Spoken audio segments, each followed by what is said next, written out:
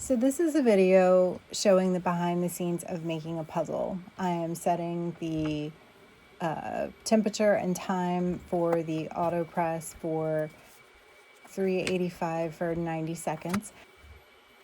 And that was a blank puzzle that I just showed, and it's sitting there. What I'm doing now is cutting some blowout paper that is going to be used to protect the heat plate on the heat press. It's always very important to put something below and above the blank so that any blowout from the sublimation process ends up on paper instead of on your heat press mat, which is below, or the heat plate, which is above. So I'm getting ready to do several puzzles, and I'm cutting enough to use for all of them, and it comes off of a roll, so they come off like this. So I'm putting them in the heat press for about 10 seconds to flatten them out so they're a lot easier to deal with. And they're about to come out, and you'll see they're flat now.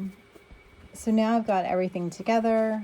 You can see the printouts on the printer there, and I'm getting ready to take them out to start working with them. But before I do that, I have to preheat the blank to get out any moisture that might be in it. You have to do that for pretty much everything except for metal, glass, slate, things that wouldn't have moisture in them, but like textiles, any type of paper, that kind of stuff, you get all of the moisture out, so it ensures the best possible transfer. So I've put the puzzle face down on top of the print, and then put the cardboard backing that came in the package so that I'm taping the cardboard backing to the print instead of the back of the puzzle so that it doesn't ruin the puzzle pieces. So you have extra room all the way around, so that you don't end up with any edges that don't have anything on them.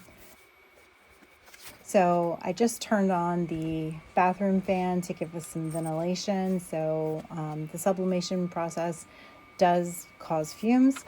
And now I've put the puzzle on the heat plate. I've got everything there. I've got the blowout paper on the bottom and the top. And you'll see I used a brayer, which is like a little roller, to kind of make sure I had all those puzzle pieces flat. So it's going to go, this is sped up, it's going to go for 90 seconds. And then right before it's about to pop open, I'm going to put my hand on top of it so it doesn't pop open violently and have things shift.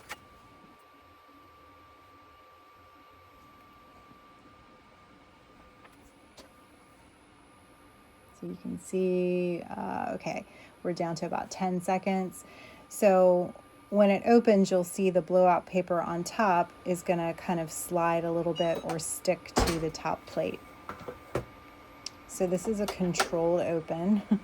So I'm going to take that top piece of blowout paper off, and this is back in real time. And then I am going to peel back the sublimation print from the puzzle. And this is a photo taken at Zion National Park out in Utah. And it's a beautiful photo.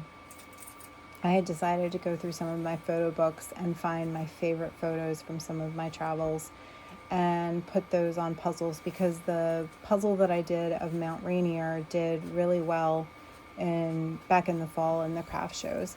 So this is the first puzzle I'm doing, and there's a good view.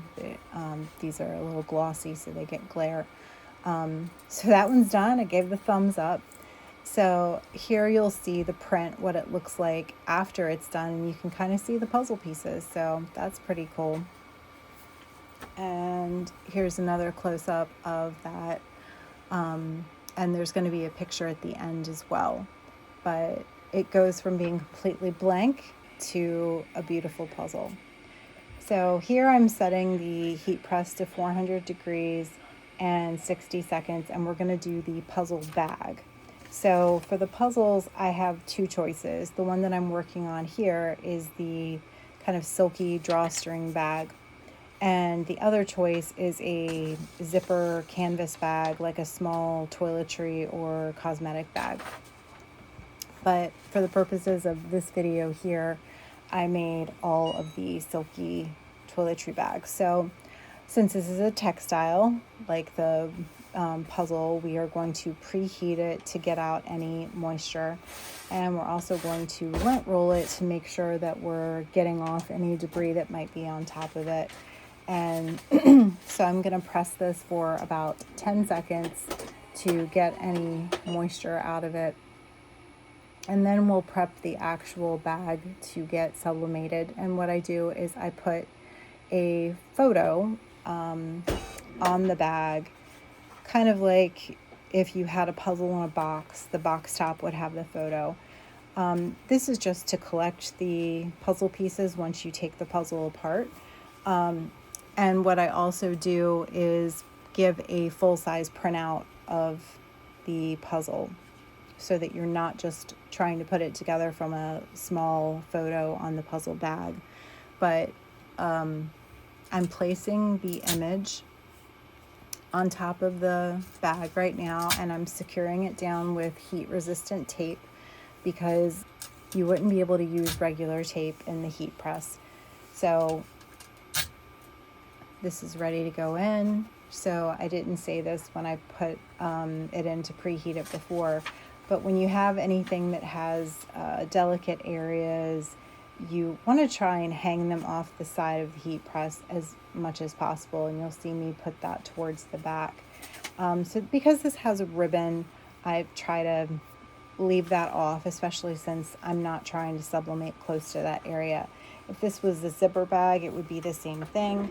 You would try and hang the zipper off of the side, because you don't want an uneven surface, and that zipper is going to create a little bit of a bubble, and you won't get an even press.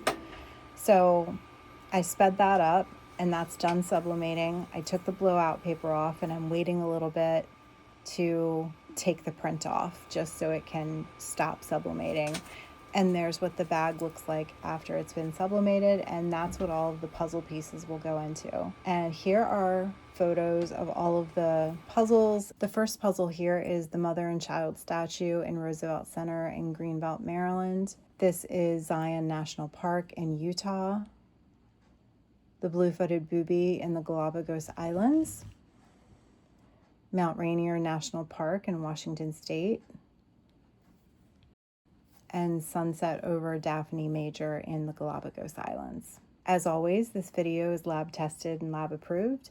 If you like the video, please hit the bell and subscribe, and like and comment, and tell me which one was your favorite puzzle. Have a great day.